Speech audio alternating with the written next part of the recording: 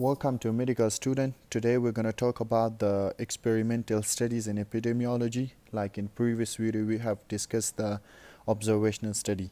So today we will discuss the experimental study. So experimental study, in experimental study, we deliberately do some interventions and then look the effect of those interventions, mostly used for assessment of a new therapy, this therapy have some good effect and impact on the patient or not, or for vaccine, like the vaccine prevent the disease or not, or for the risk factor, like to confirm the risk factor. But in risk factor there have some ethical issues, like for an example, we give risk factor to group A and or not gonna give to group B. So think about it.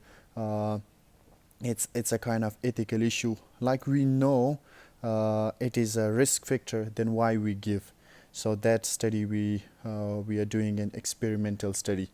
So individuals are allocated into treatment and control groups by investigator.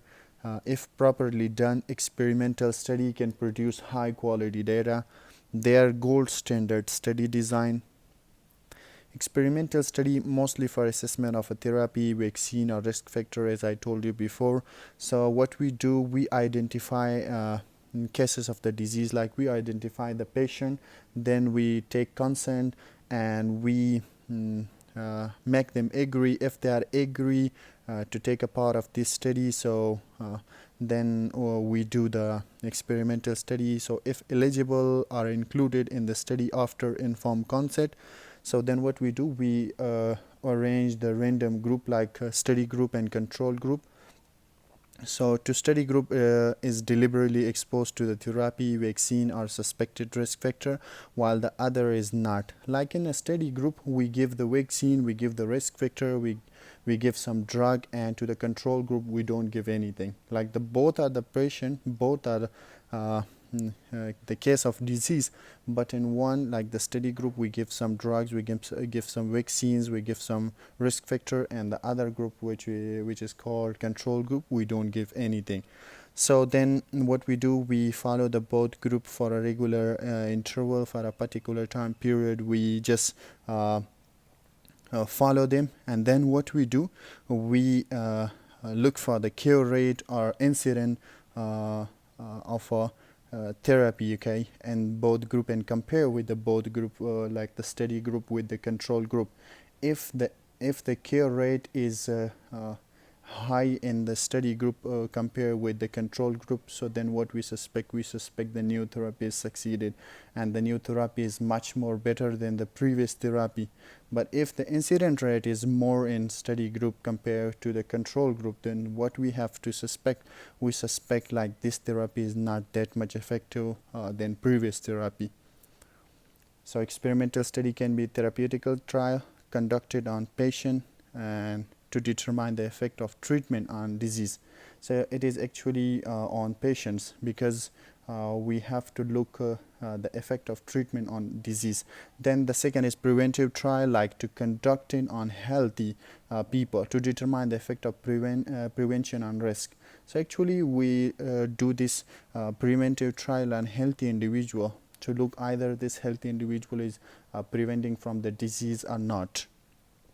Challenges in experimental study, there is ethical issue, like the harmful treatment should not be given, useful treatment should not be denied, feasibility issues, getting a required subjects, achieving satisfactory compliance. Then number third is cost issues. Experimental study are expensive. The quality of gold standard in experimental studies can be achieved through randomization, blinding, placebo. So to randomize control trial, the one thing is blinding. So blinding in experimental studies, there is single blinding, double blinding, triple blinding. What does it mean? Let me tell you. Single blinding, when the patient does not know whether he or she is getting the drug or placebo. Actually in single blinding, the patient don't know either he or she is getting placebo or drug. Why? Because if the patient know So the one group who is taking the drug, so the psychologically effect, like he or she will think he's getting better, he's getting day by day better because he or she is taking the medicines.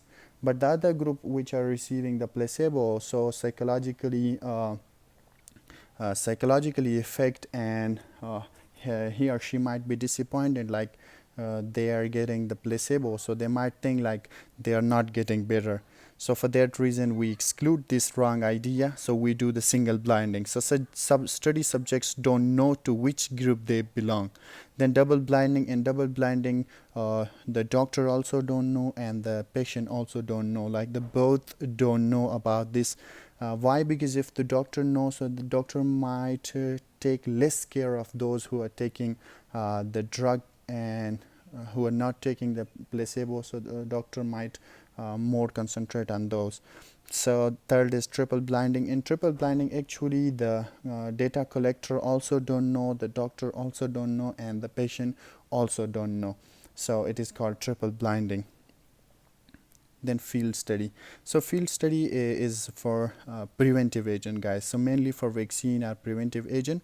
Hence unit of study are healthy individual or those without disease. So actually we study the unit of study in field study is healthy individual. Why? Because we mostly do this study for preventive purpose. The incident among vaccinated is compared with the incident among non-vaccinated. So actually we compare the group which are receiving the vaccine and the other group which are not receiving the vaccine. So we are looking for the incident. If the incident is less in the vaccinated compared with the non-vaccinated, so what we suspect? We suspect the vaccine is much more effective and good. The two groups, vaccinated and non-vaccinated, cannot usually be decided by randomization. Actually, this is the fact in field study. Actually, we are going to villages and we are going to the volunteer who are or wish to receive the vaccine. Like the volunteer don't come to us, so we are going to give them vaccine. So for that reason, randomization is somehow not possible. Hence, they may not be exactly comparable. So third is community trials. Community trial is actually some communities, example, district may have the public health intervention, like a new method of water purification. So one district is have the new water purification method, and the other district continue with the older methods. So the incidence of waterborne disease can be compared among these districts. So to do this epidemiological study, there is a usual sequence. Number first is descriptive study of disease, case control study, cohort study, experimental study. So like in this sequence, we do the epidemiological study. So thank you so much for watching this video. If you like this video, please subscribe to our channel and comment on this video so that we can get appreciation and provide you many more videos like this in the future. Stay safe. Bye bye.